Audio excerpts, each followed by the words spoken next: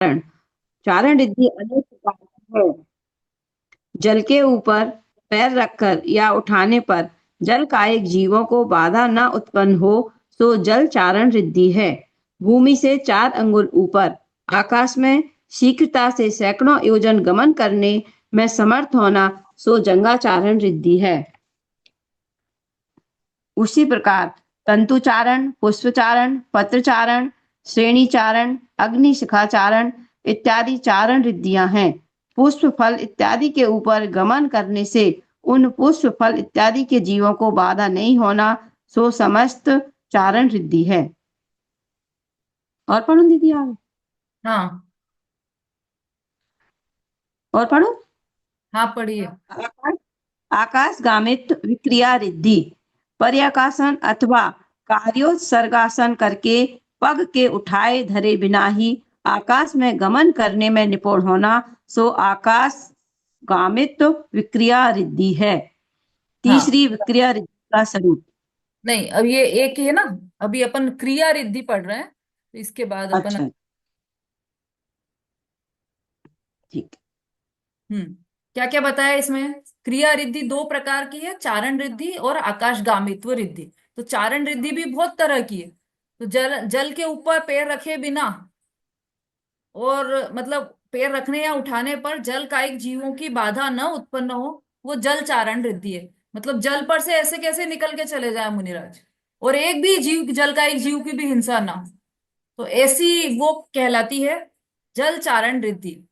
भूमि से 4 अंगुल ऊपर आकाश में शीघ्रता से सैकड़ों योजन गमन करने में समर्थ होना जंघाचारण रिद्धि है। इसको ऐसा बताया है कि जैसे जो मुनिराज के हाथ रहते हैं ना, तो वो हाथ दोनों जंघा पर रखकर, और जैसे ही वो जंघा पर रखते हैं तो वो आकाश में चलने लग जाते हैं, और सैकड़ों योजन तक चल सकते हैं। तो ये चारण जंघाचारण रिद्धि है। उसी प्रकार तंतु चारण, पुष्प चारण, पत्र चारण, श्रेणी चारण, अग्निशिखा चारण इत्यादि चारण रिद्धियां हैं। अग्नि के ऊपर से निकल जाएं और अग्नि का एक जीव ना मरे, ऐसी रिद्धि उनकी रहती है। पुष्प फल इत्यादि के ऊपर गमन करने से उन पुष्प फल इत्यादि के जीवों को बाधा नहीं होना, तो समस्त चारण रिद्धि है। इस तरह से ये बहुत सारी तरह की चारण रिद्धियां होती है। तो ये क्रिया रिद्धि में आ गई। क्रिया रिद्धि का दूसरा भेद है आकाशगामित्व क्रिया रिद्धि। पर्यकासन अथवा कायोत्सर्गासन करके पग के उठाए धरे बिना ही आकाश में गमन करने में निपुण होना, सो आकाशगामित्व विक्रिया रिद्धि है।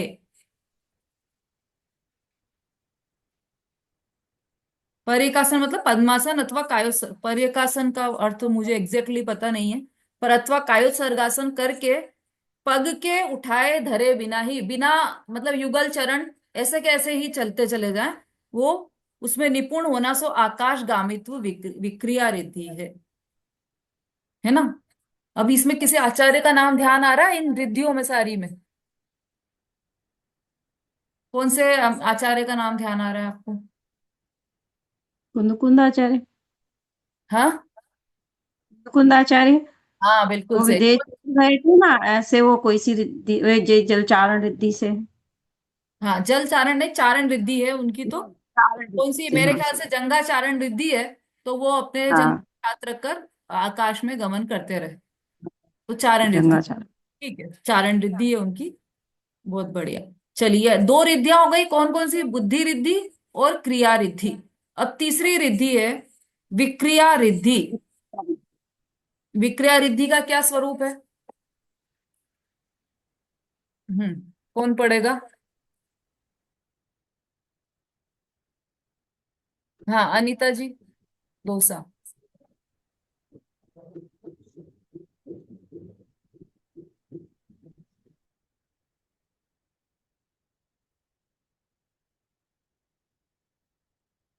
चलिए, सुलोचना आंटी पढ़िए।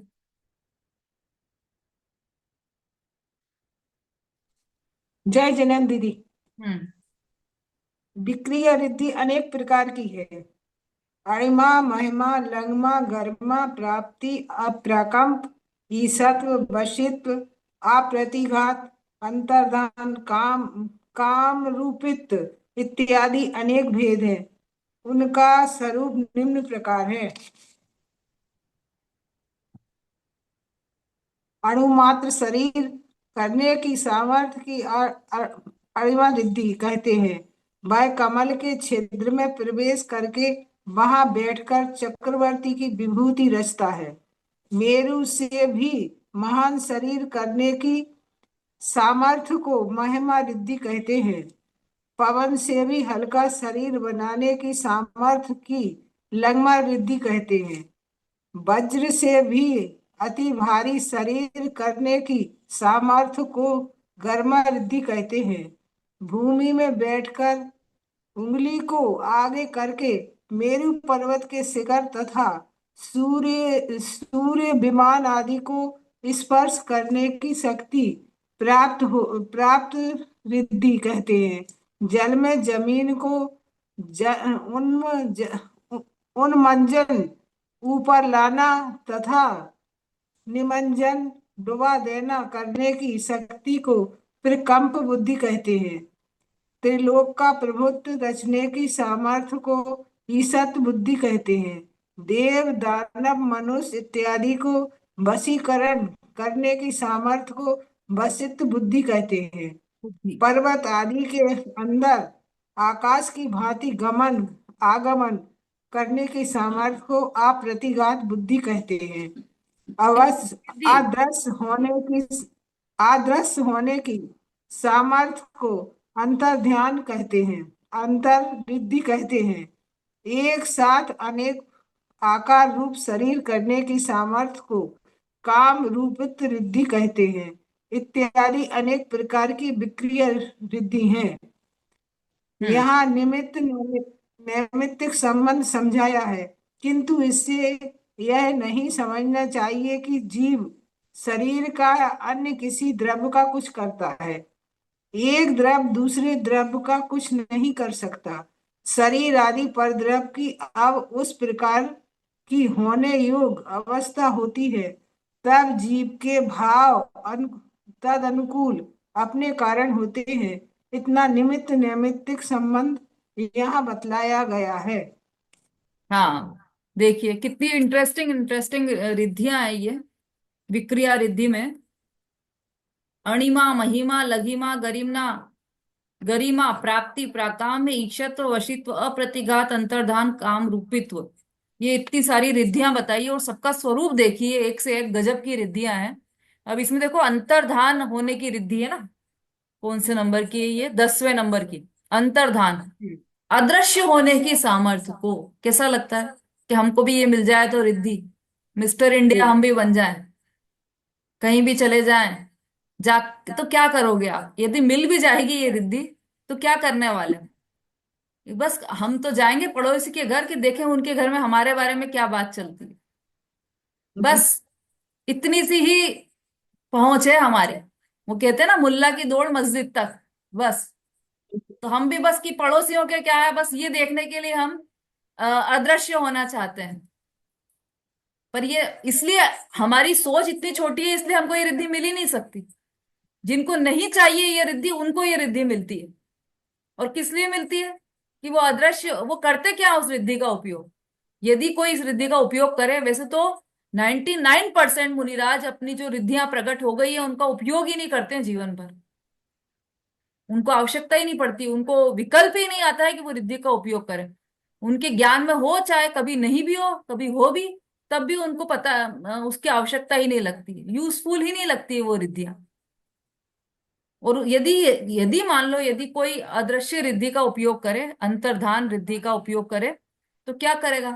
कि वो अदृश्य होकर सीधा समो शरण में जाएंगे और वहां पर सर्वज्ञ देव के वचन सुनेंगे बैठकर।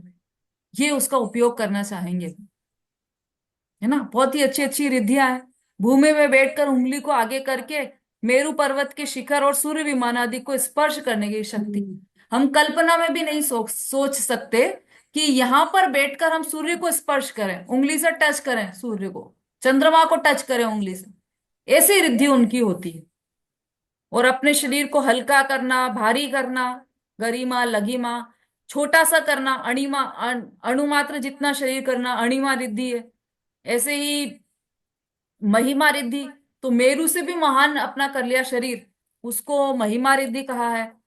फिर हल्का कर लिया उसको लघिमा, भारी कर लिया उसको गरिमा, है ना। और प्राकाम्य रिद्धि किसे कहा?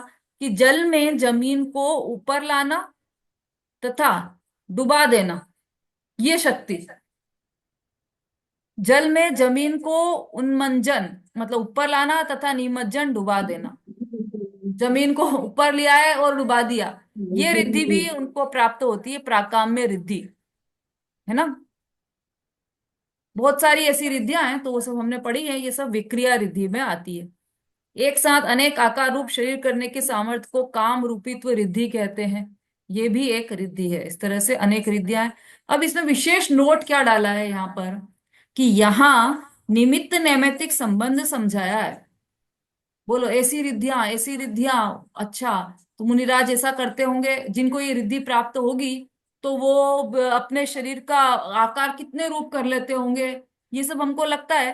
तो ये मतलब जीव ने इच्छा की और शरीर ने कार्य किया, ऐसा लगता है हमें। जबकि यहाँ पर क्या बताया है कि ये तो निमित्त नैमित्तिक संबंध है, हमने उसमें कर्ता कर्म संबंध मान लिया, है ना। जिनका अनम्यूट हो वो म्यूट कर लीजिए। निमित्त नैमित्तिक संबंध है। इधर क्या हुआ, एक द्रव्य दूसरे द्रव्य का कुछ कर नहीं सकता। शरीराधिक परद्रव्य जब उस प्रकार की होने की योग्य अवस्था होती है, तब जीव के भाव तदनुकूल अपने कारण होते हैं।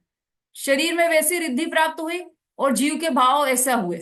जैसे विक्रिया रिद्धि हुई थी उनको, विष्णु कुमार मुनिराज को, है ना, विक्रिया रिद्धि प्राप्त हुई थी। उन्हें तो पता भी नहीं था कि उनके पास विक्रिया रिद्धि है। फिर किसी ने बताया, तब उन्होंने अपना हाथ लंबा किया तो देखा कि हाथ तो वहां पर्वत को पार कर गया, इतना लंबा हाथ हो गया। तब उन्हें पता चला कि विक्रिया रिद्धि हुई है ना। तो मुनिराज ने ऐसे भाव किए क्या कि मैं इतना बड़ा कर लूं, ऐसे भाव हुए ना उनके, विष्णु कुमार मुनिराज के। जब उन्होंने 3 पग भूमि नापी थी, तब उन्होंने ऐसे परिणाम किए कि मैं एक पग में इतनी पृथ्वी नापूंगा, एक दूसरा पग मानुषोत्तर पर्वत पर रखूंगा, तीसरा पैर इसके पीठ पर रखूंगा। तो इधर इनके भाव हुए, उधर उनका शरीर की क्रिया हुई। इनके भाव से शरीर की क्रिया नहीं हुई, शरीर की क्रिया से इनके भाव नहीं हुए, दोनों स्वतंत्र हैं। ये निमित्त नैमित्तिक संबंध है ऐसा। जैसे हम ये भाव करें कि हम ये पेन उठाए, तो ये पेन का उठना और हमारा परिणाम होना, वो दोनों अलग अलग क्रियाएं हैं, दोनों अलग अलग द्रव्य हैं, दोनों की स्वतंत्र स्वतंत्र क्रिया है। मैंने इच्छा की इसलिए ये पेन उठ गया, ऐसा नहीं है। क्योंकि मैं इच्छा तो बहुत देर से करी थी, लेकिन पेन तो अब उठा। ये जिसको पैरालिसिस हो जाता है, वो तो बहुत इच्छा करता है कि मैं ये काम भी कर लूं, वो काम भी कर लूं, मैं तो उठकर दौड़ने लग जाऊं। लेकिन क्या कर पाता है वो? कुछ भी नहीं कर पाता। तो इच्छा से कार्य नहीं हुआ, क्योंकि इच्छा करने वाला जीव और कार्य जहां पर होना है वो पुद्गल द्रव्य है। तो दोनों द्रव्य में ही भिन्नता है। वो द्रव्य ही दोनों एक दूसरे का कार्य नहीं कर सकते। ये पूरी जो हमने रिद्धियां पढ़ी है अभी, उसमें यही लगाना कि इन दोनों का आपस में निमित्त नैमित्तिक संबंध है, कर्ता कर्म संबंध नहीं है। ये एक मेन सिद्धांत ध्यान में रखना कि एक द्रव्य दूसरे द्रव्य का कुछ नहीं कर सकता। ठीक है, हो गया है समय हमारा। अब ये कितनी रिद्धियां हुई हमारी? बुद्धि रिद्धि, क्रिया रिद्धि और विक्रिया रिद्धि, 3 रिद्धि हुई है। अब चौथी रिद्धि से कल हम पढ़ेंगे, है ना। इस वीक में ये आपका मेरे ख्याल से हो जाना चाहिए पूरा अध्याय। 2-3 सूत्र ही बचे हैं, तो इस वीक पूरा ये आपका तीसरा अध्याय हो जाएगा,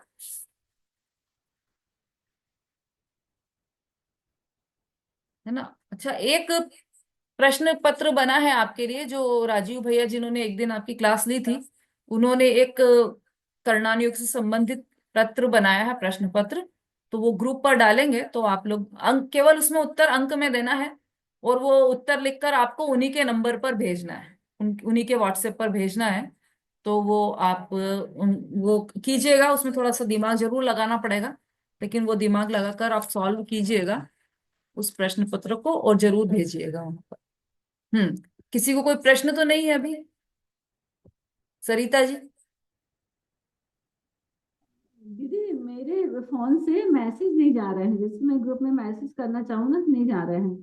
शायद लिस्ट में मेरा नाम हो गया, क्या मैंने फोन चेंज किया तो लगता है कि कुछ उसमें हो गया है। अच्छा अच्छा। तो हाँ, मैं कोई मैसेज डाल रही हूँ ना, 10-15 दिन से तो जा नहीं रहा है। अच्छा, तो आप जी। उसमें व्हाट्सएप पर जुड़ जाइए, तो फिर आप मैसेज आने लग जाएगा। लिंक, व्हाट्सएप की लिंक अपने ग्रुप में भी डली हुई है, मैं आज और डाल दूंगी। तो उसको आप टच करोगे। अच्छा, पर आप व्हाट्सएप पर हो ही नहीं। हम्म, कोई और आपको लिंक भेज देगा, तो आप उसको टच करोगे तो व्हाट्सएप में आप जुड़ जाओगे। जी। मंजू जी। जय जगन दीदी। हम्म। दीदी मैं ये पूछ रही थी कि जो हम लोग ने जम्बू द्वीप का पढ़ा था ना, तो हाँ उसमें एक बख्शार पर्वत का आया था। हाँ हाँ। हाँ, विदेश क्षेत्र में। तो वो मैं पूछना चाह रही थी कि वो समतल ऐसे वर्टिकल होता है या हॉरिजेंटल होता है, जैसे खड़ा रहता है या आड़ा ऐसा, वो पर्वत कैसा रहता है, मतलब 8 जो नगरी हैं उनको ऐसे पूरा जैसे नदी जा रही है ऐसा पूरा घेरे रहता है, हम्म। या कोई बीच में खड़ा पर्वत है, ऐसा पूछ रही थी मैं। एक 8 के बीच में चार चार हैं। 8 के बीच में एक, चार वक्षार पर्वत है ना। 4 हैं। हम्म। मैंने देखो, कल मैंने कल और ऐसा इस सोचा। आप है ना मैप हाँ, देखोगे तो आपको समझ में आ जाएगा, चार वक्षार पर्वत पर्वत है ना। 4 मैंने ऐसा सोचा था कि 8 नगरी में एक पर्वत, तो 32 में 4 हो गए। और एक पर्वत पर 4 दिशा, मतलब 4 जिनाले, चारों दिशाओं में 4 जिनाले, तो ऐसे 16 जिनाले लिखे थे। और मुझे उसका ठीक से बता दीजिएगा दीदी, शायद मैं कंफ्यूज हो रही हूँ। ठीक है, कल कल इसका बता देते हैं आपको। संगीता जी बोलिए। दीदी अभी शुरू में आपने बताया था ना कि वो भरत क्षेत्र में मतलब जैसे यहाँ पर मनुष्य होते हैं वैसे और कहीं नहीं होते। तो जैसे 5 भरत और हैं, तो वहां पर फिर मनुष्य कैसे होते हैं, वहां कैसे लोग होते हैं फिर? ये कब बोला कि जैसे यहाँ होते हैं वैसे कहीं नहीं होते? ये तो बोला ही नहीं। अभी बोला था आपने शुरू में कि ऐसा ही कुछ मुझे समझ में आया था कि मतलब ऐसे मनुष्य मतलब और दूसरे क्षेत्र में नहीं होते जैसे अपने आर्यखंड में। नहीं नहीं नहीं नहीं, आर्यखंड ही कितने सारे हैं भाई। एक जम्बू हाँ, द्वीप। तो उन सब में अपने जैसे ही मनुष्य होते हैं ना, यही पूछना है मेरे को। आर्यखंड मतलब जितने, जैसे उनमें सब में मनुष्य होते हैं, हाँ। मतलब मलेच्छ जैसे ही है। 5 भरत हैं तो उन 5 भरत के सब में आर्यखंड है अलग अलग। तो उन सब आर्यखंड में भी अपने जैसे ही सब कुछ होता है ऐसा ही है। या नहीं होता? अच्छा, अपने जैसा ही है ना वहां पर भी सब। हाँ, काल परिवर्तन कहाँ कहाँ होता है? भरत और एरावत में काल परिवर्तन होता है। तो हाँ यहाँ पर जहां जहां कर्म भूमि है वहां पर सब अपने जैसे मनुष्य है। चौथे हाँ। काल में क्या है, कर्म भूमि है कि भोग भूमि है? सॉरी, उसमें विदेह क्षेत्र में कर्म भूमि है कि भोग भूमि है? वहां तो भोग भूमि है, उत्तर कुरु और देव कुरु में। पृष्ठ पूरे भोग भूमि विदेह आपने क्षेत्र में बताई। क्या है? पूरे विदेह क्षेत्र में क्या है? पूरे विदेश क्षेत्र में कर्म भूमि भी है और भोग भूमि भी है, ऐसा हाँ, बताया। तो जो कर्म भूमिया है ना, उनमें सब में 32 है। तो उनमें सब में हाँ, आर्यखंड भी है और म्लेच्छ भी है। सब में विजयार्ध पर्वत है, सब में आर्यखंड है, तो वो आर्यखंड के सब जीव वहां पर भी है। म्लेच्छ खंड में भी जीव है, मनुष्य है। तो वो वहां पर भी है, विदेह क्षेत्र में भी है, भरत में भी है, ऐरावत में भी है ना। ठीक है दीदी। हाँ, बल्कि मनुष्य तो सब जगह है, हर क्षेत्र में। हिमवत, हेमवत, सब जितने भी क्षेत्र हैं ये सब में मनुष्य है। अच्छा, सब जगह मनुष्य है। हाँ हाँ, शोभा जी बोली। पर दीदी जैसे विदेश क्षेत्र के जो आर्यखंड के मनुष्य हैं, पर वो अपने जैसे थोड़ी अपने ही जैसे रहते हैं क्या? हाँ हाँ, मनुष्य भाई अपने जैसे मतलब क्या हुआ, जैसे यहाँ पर भरत क्षेत्र में चतुर्थ काल वाले जो जीव थे, मतलब चतुर्थ काल वाले जो मनुष्य थे, वैसे ही वहां पर। क्योंकि वहां पर तो शाश्वत, विदेह क्षेत्र मतलब शाश्वत चतुर्थ काल वर्तता है वहां। तो दीदी जैसे वहां कर्म भूमि है तो कर्म भूमि में भी चतुर्थ काल है, भोग भूमि में भी चतुर्थ काल है। नहीं, भोग भूमि तो उत्तम हाँ, भोग भूमि है वहां पर, तो वो तो पहले काल जैसी व्यवस्था है वहां पर। सुकमा सुकमा। सुकमा सुकमा जैसी व्यवस्था है। उत्तर कुरु अच्छा, और और देवकुरु। कर्म भूमि में? और बाकी जो कर्म भूमि में? कर्म भूमि में चौथे काल जैसी व्यवस्था है, पूरा चौथे काल चलता है वहां पर दीदी वहाँ पे हमेशा। विदेश शाश्वत चौथा काल दीदी वहां पर कर्म भूमि कभी। दीदी, जैसे ढाई द्वीप में दो समुद्र हैं और मतलब ढाई द्वीप है, तो इसमें आप बोलते हैं कि असंख्यात द्वीप समुद्र हैं, तो इसमें कैसे आएंगे असंख्यात द्वीप समुद्र? ढाई द्वीप के के बाहर बाहर? असंख्यात द्वीप ना। समुद्र, इतना बड़ा मध्य लोक है। ढाई द्वीप के ढाई- बाहर होंगे ना, अंदर थोड़ी होंगे। तो अंदर हाँ बाहर हाँ वही। असं ढाई द्वीप के अंदर तो सिर्फ दो ही समुद्र है और ढाई द्वीप ही है बस ना। हाँ,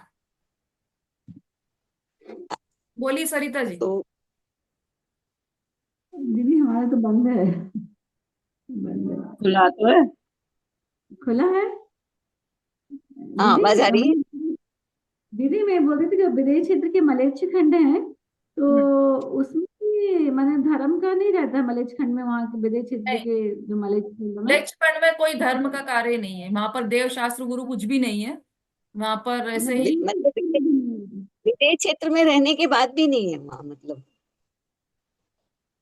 विदेह क्षेत्र में जहां पर म्लेच्छ खंड है वहां नहीं है, जहां आर्य खंड है वहां तो है ही ना। वही मैं पूछ रही थी कि विदेश विदेश क्षेत्र के क्षेत्र में मलेच्छ खंड जन्म में लेने धर्म के बाद भी वहाँ धर्म की कोई सुविधा नहीं है बल। नहीं है, म्लेच्छ खंड मतलब म्लेच्छ खंड ही उसका नाम है जहां पर पाप रूप प्रवृत्ति हो, जीव की पुण्य रूप प्रवृत्ति नहीं हो। देव शास्त्र गुरु हो जाएंगे तो पुण्य हो जाए, पुण्य होने लग जाएगा ना। हम्म। और आर्य खंड में यहाँ पुण्य की प्रवृत्ति है, धर्म की प्रवृत्ति है, ऐसे जीव रहते हैं यहाँ पर। ऐसी ही व्यवस्था है यहाँ दीदी पर मैं आर्य पूछ खंड। रही थी कि जैसे छठवां काल, अभी मैंने तो बहुत क्लास मिस हो गई है, वीडियो मैंने आपके काफी सुन लिए हैं रिकॉर्डिंग। ये छठवां काल जब खत्म होता है तब वो जो 7 तरह की बारिश होती है, कि 5वें खत्म होने के बाद होंगी? अच्छा प्रश्न पूछा आपने, बहुत बढ़िया प्रश्न पूछा, क्योंकि ये प्रश्न हम्म। पहले भी आना चाहिए था, शायद मैंने दिया होगा इसका उत्तर। देखो, छठा काल पूर्ण हो जाएगा तब वापस कौन सा काल आएगा? छठवां ही आएगा। छठवई छठा ही छठा आएगा, ही फिर से आएगा। छठवई। तो इसलिए जैसे छठा काल पूर्ण हुआ उसके बाद ये बारिश होगी। कौन सी बारिश? कुबारिश। और वो है। उसके बाद फिर सुबारिश होगी जब दूसरा छठा काल प्रारंभ होने वाला होगा, तब सुवर्षा होगी, वो 49 डेज वाली, 7 7 दिन वाली। पर दीदी, छठवें काल में तो दुख ही दुख है, तो फिर सुवर्षा क्यों हो रही है? हाँ हाँ हाँ, ये भी अच्छा प्रश्न है आपका। ऐसा है क्योंकि दुखमय, अ, वो दुखमय दुखमय है। दोनों ही दुखमा है, लेकिन जो छठा काल अभी आएगा वो अभी अभी कौन सा चल रहा है? दुखमा चल रहा है ना। दुखमा से दुखमा दुखमा काल तक परिवर्तित होगा छठा काल। और वो जो छठा काल आएगा वो दुखमा दुखमा से दुखमा तक परिवर्तित होगा। आ रहा है दीदी समझ? फिर से रिपीट करिए आंसर, फिर से रिपीट करिए। पर स्टार्टिंग तो दुखमय दुखमा की है ना, तो स्टार्टिंग दुखमा है जैसे लेकिन दुखमा दुखमा खत्म हुआ, फिर दुखमा दुखमा स्टार्ट हो गया। हो गया, लेकिन तो बड़ा वह बड़ा किस तरह? दुखमा जी। की तरफ बढ़ रहा है ना। तो लोगों की, जीवों की, जो मनुष्य हैं उनकी आयु ऐसी बढ़ती हुई क्रम में रहेगी। उनके मतलब बुद्धि प्रभाव सब बढ़ते हुए क्रम में रहेगा उधर, और इधर घटते हुए क्रम में रहेगा। तो अच्छा। अभी जब छठवां स्टार्ट होगा तब खुद हाथों माने कुवर्षा होगी, और जब वापिस छठवां शुरू होगा तो फिर वो हाँ सुबारिश होगी, ऐसा। हाँ, सुबारिश होगी ऐसा क्योंकि बढ़ते हुए क्रम में है, इसलिए सुबारिश होती होगी। ऐसा है। जी। ठीक है, चलिए, समय बहुत हो गया है। जिनवाणी स्तुति। जावाणी के ज्ञान से सूझे लो कालो, तो मस्तानी सोबान सदा दे। सदा देता हूँ। बोलिए जिनवाणी माता की माता की जय। महान जय। महान जय। जय हो। धर्म की जय। आचार्य उमा स्वामी प्यारे उमा स्वामी की की जय हो। जय। जय जिनेन्द्र दीदी। जय सभी को जिनेन्द्र, जय सभी को जय।